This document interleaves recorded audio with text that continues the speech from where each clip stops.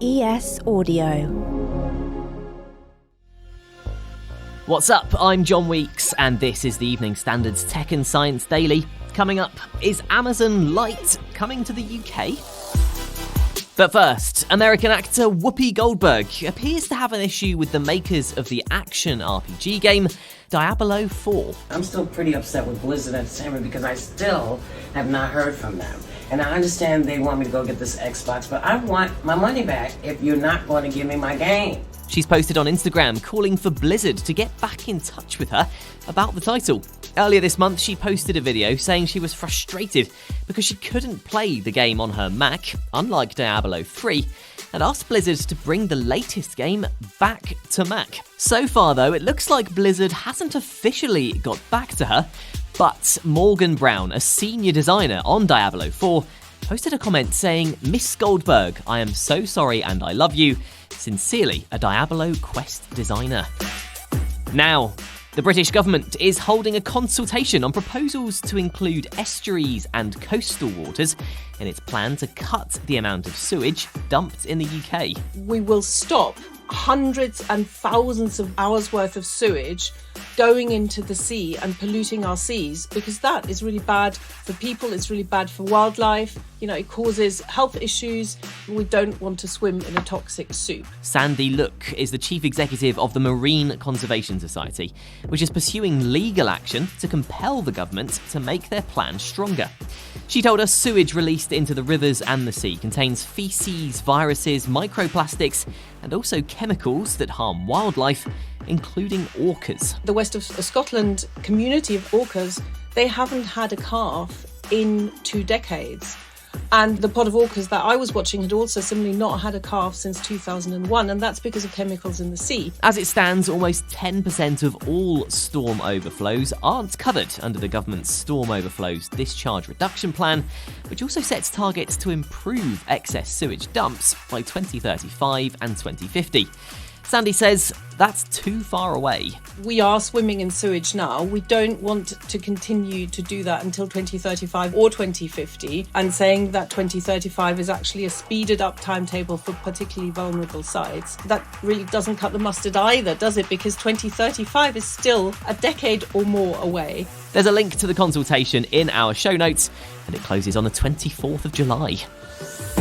A British Paralympian selected for astronaut training with the European Space Agency says his selection delivers a very powerful message about what people with physical disabilities can do.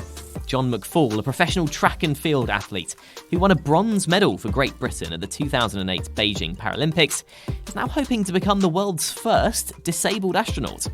He's going to take part in elements of astronaut training, including sea survival and testing in low atmospheric pressure environments. The tests will help the ESA to assess what requirements are needed for an amputee wearing a prosthetic limb while living and working in space. It's not yet known if John will eventually fly on a mission to space. The people of Switzerland have backed a new climate bill designed to cut the country's fossil fuel use and reliance on oil and gas from abroad. 42% of people in the country voted on a referendum, and 59.1% of voters supported the proposals. The bill pledged 2 billion Swiss francs, or £1.7 billion, to go towards replacing gas or oil heating systems with green alternatives, and encouraging businesses to come up with eco-friendly solutions and inventions. Currently, Switzerland imports around 3/4 of its energy.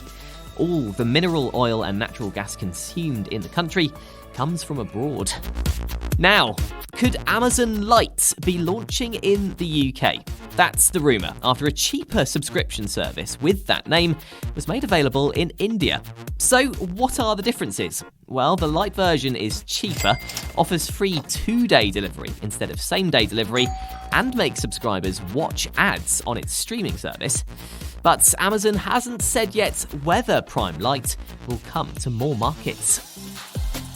Coming up, a boost for motor neurone disease research. And can you really 3D print a rocket engine? Why not hit follow and give us a rating during the break? Welcome back. The scientists behind a self-propelling worm-like robotic endoscope say it could make bowel cancer screening comfortable. Researchers at Imperial College London said they've created a new type of endoscope that is soft, flexible, and capable of extending and curling on its own inside the body. The idea is it would replace current endoscopes, which are more rigid and can cause pain when passed through the bottom.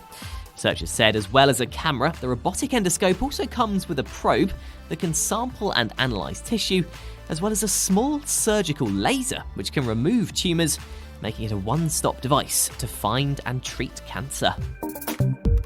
An historic £2 million is being invested in what's being called the UK's biggest ever motor neurone disease clinical drug trial.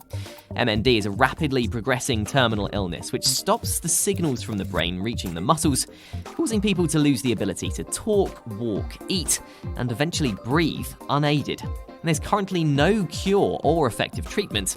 The new trial is designed to speed up the search for new and effective medicines that can stop, slow, or reverse the progression of the condition. And finally, imagine the future of space travel. 3D printing a rocket and blasting off to space. Well, that's exactly what Scotland-based company Skyaura is doing. Using their own 3D printer, Skyprint 2, which the company says halves production time and reduces costs compared to previous designs, they've developed a rocket engine. It's set to be tested at a disused quarry site in Midlothian. Skyaura is aiming for its rocket engine to eventually be used for orbital launches from Saxavord spaceport in the Shetland Islands. You're up to date. Come back at 4 o'clock for the Leader podcast to hear all about the upcoming ULEZ court battle. We're back tomorrow afternoon at 1 o'clock. See you then.